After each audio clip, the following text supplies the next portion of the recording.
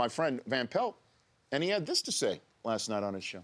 With LeBron James now unimpeachable. Back-to-back 41-point games and then a triple-double in Game 7 on the road, and that's the end of it. It is time to find a new axe to grind if you have made your living ripping him. Find a new act. What James... Attaboy. Scott Van Pelt. Is he on the phone line right now? Great minds think alike. Scott, what can I tell you? You there? I'm here. How are you, Scotty? I too was hammered on the set. A lot of daddy juice. We often are. Yeah. You know, I was no daddy juice. Yeah, it's interesting how this has been received by people. I wasn't pointing specifically at any one person, but if the cloak fits, it certainly does in his case. I found it. Last night was it. That was the end of it. There's no more. There's nothing to say. Agreed. There's no, or so I thought. And apparently, and I don't know because I have things to do. Apparently, he doubled down on it today, which is fine. If that's your stance, then you'll be well compensated to do it at another network, and he can certainly continue down that path.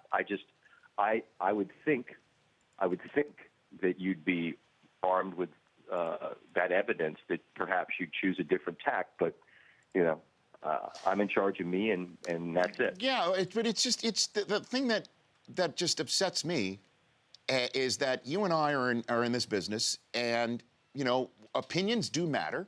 I get it, but there's enough room to praise LeBron and Kyrie. There's enough room to praise LeBron, Kyrie, and what Kevin Love did last night, what J.R. Smith has become. There's enough room. It's not as if only one person should get praise and the other person should be torn asunder in that process. Well, it's just warped. The whole thing's warped. I agree with that, and I'd add, Rich, that there's enough room to praise Kyrie, LeBron, the Cavaliers, and the Golden State Warriors for their season. Yeah. But we're not allowed to do that, because now they're supposed to be crying Jordan, and they're supposed to be memed, and they're supposed to be made fun of, and this whole thing was some farce.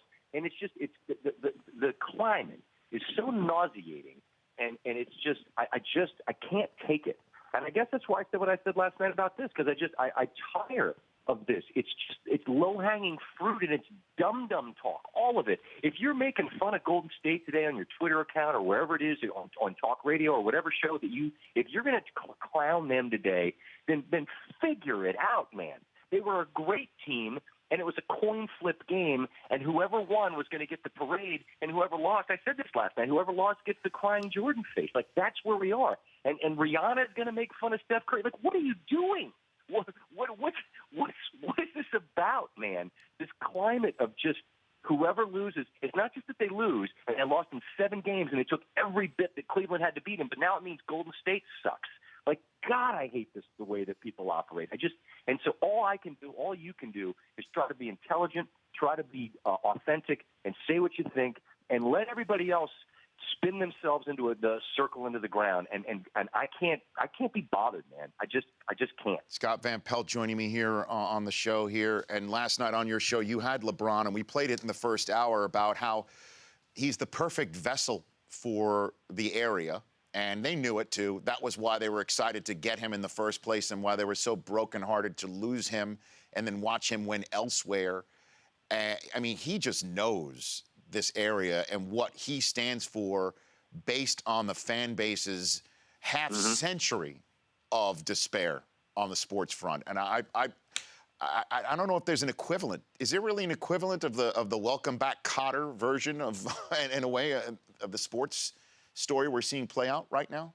Scott? No, and that's why what you said by way of bringing me on about however long it is, a decade, a half century, a century, whatever. This is on the list because one of the most iconic and transcendent athletes, who, by the way, is really self-aware. I thought he was phenomenal last night with us, just as honest and transparent. He knows, as he said, I've been a topic of conversation. Yep, you have. You've been fodder for all of us for all this time.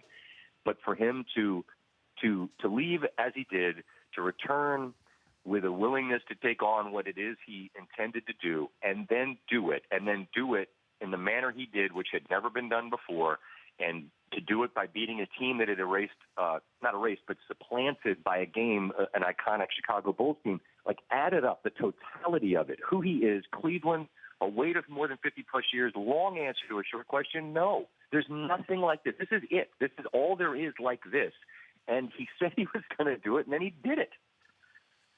Scott Van Pelt, as I mentioned, joining me here. And I'm breaking news for you, okay, Scott? Because I want to leave you in a better place. And we can share this. There's no bottom line that's going to just say this is, there's nothing that's just going to say this is proprietary information.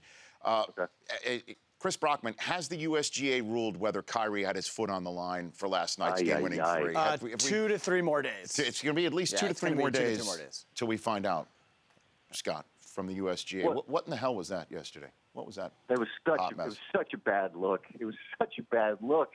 And, I mean, the McElroy and the Jordan Spieth tweets were so searing, because these are two of the top 3 players in the world, and their names are on that trophy. They're everything the U.S. Open would want to put forward as Exhibit A and B of here's what we're about, and these guys. And, you know, Rory called it amateur hour, and I believe accurately so. You left an entire field who's trying to solve the riddle of Oakmont, which is hard enough, in a place where they didn't know for sure what the real score on the board was. And trying to gain strokes at Oakmont was going to be a chore to begin with. But if you're Lowry, he slipped up coming down the stretch. Most everyone did. But if you're him and you're thinking, all right, do I really need to take this shot on? Do I have to try to stuff it, as difficult as that's going to be? He doesn't know. And Dustin Johnson did the best thing he possibly could, which is put his foot on the gas and hit some incredible shots when the moment was asked of him. But you just have to be better than that in that spot. It's the back nine on Sunday. And you're out there going, well, I don't know. I tweeted something about if your wife or girlfriend says, we got to talk, but we can talk after dinner. You know, how many bites are you eating? Like that's a shutdown. No more bites. Exactly. I feel sick. The thing I don't understand though, Scott, was what were they waiting for after the round? Because they asked him. It happened when he called the official out on 5, and they had a conversation. You could hear it. The Fox mics picked it up, where he was asked, were you the cause of the ball to move? And he said no. So that's it. It's asked and answered, and they moved on. But they used what was clearly inconclusive video to start throwing this even into more doubt.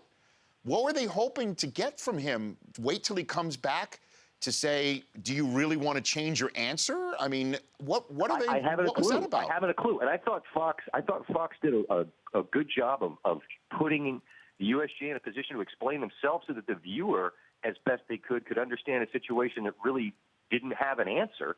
And then, I don't know, Rich, and that's the part that was so frustrating is, okay, so wait, are you saying that you asked him and you don't believe him, and so you want to put him in a spot now on 12 so he kind of knows what you're saying? Like, hey, when you get home tonight, you're probably going to get grounded, so I just want you to think about that between now and then. I mean, that's really the seed you're planting in his mind.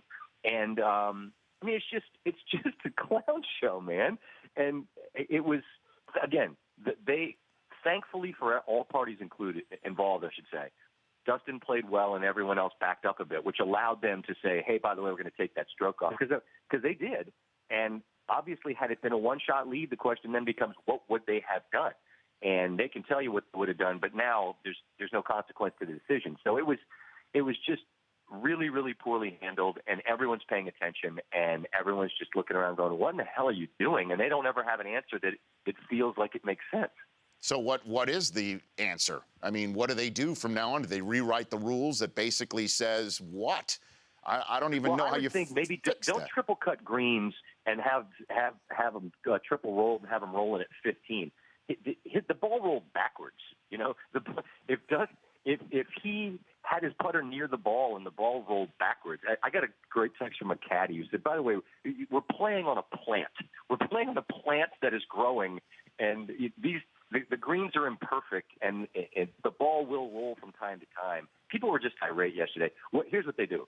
They don't they don't inject themselves into a round in the middle of it unless they're prepared to say, based on what we know, you will play forward with the understanding that there's a one-stroke penalty. We can review it when we're done, but so you know now, this is what we're doing. You don't leave it vague. If you want to tell them, then you need to tell them. And even that seems more than you would want from your ruling body. Hey, Scott, before I let you go, I know we were, criticizing members of the worldwide leader in sports and those who empower the ones that I tweeted about and you referenced. The OJ documentary may just be the greatest thing the worldwide leader in sports has ever done. That is unbelievable. I was blown away by it. I think it is the greatest thing that ESPN's ever been a part of. And I don't know who you might know over there to let them know that. And the sense of pride that maybe you and everybody else walking around there deserves to have. It's unbelievable. Unbelievable. Listen, I was, as you, I was astonished at the level of thought that it created around a topic that I thought I knew a lot about. Yep. It was jarring. It was impactful, and I will take that praise and pass it along to the right people. But I'm with you. It was a remarkable work. Take care, Scott. Thanks for calling. Always a pleasure, my friend. Likewise. Scott Van Pelt, host of the midnight edition of SportsCenter. The Rich Eisen Show, weekdays at noon Eastern on Audience.